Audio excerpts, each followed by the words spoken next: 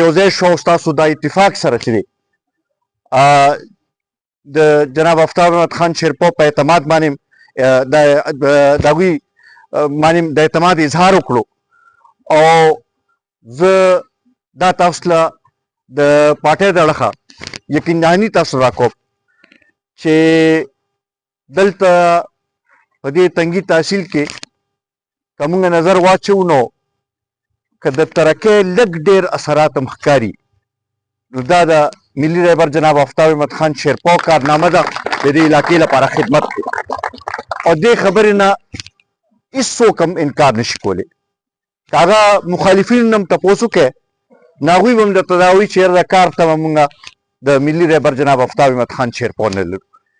زه په دې حوالې سره تاسو ته دا یقینداني راکوم چې انشاءالله کله موقع راله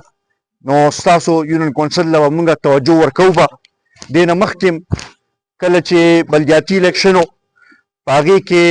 تاسو په غني حاجي صاحب باندې او هغې نه مخکې افتاب باندې تاسو د اعتماد اظهار کړو او دوی سره هم تاسو پوره دغه کړو دوی هم خپل کوششونه کړي دلته کې نور ملګري دلته کې ناست دي اکبر علي دي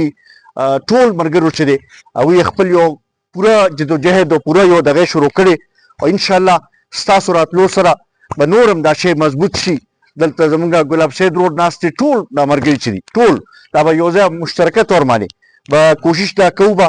چې د خپل د علاقې د ترقۍ لپاره د خپل د علاقې د سوکالۍ لپاره د خپل د علاقې د پسماندګي لرې کول لپاره به دا کوشش کوو به د ملي رهبر جناب افتاب احمد خان شیرپاؤ لاس په مضبوطوو به او انشاءالله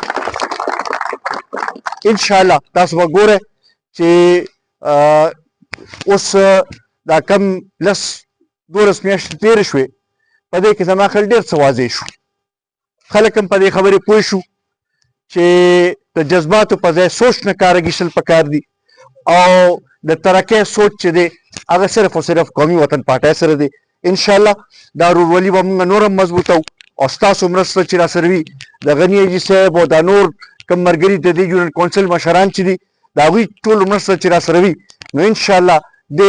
یونین کونسل کې به موږ قومي وطن پارټي نور هم مضبوطوو. ډېره مهرباني ډېره مننه.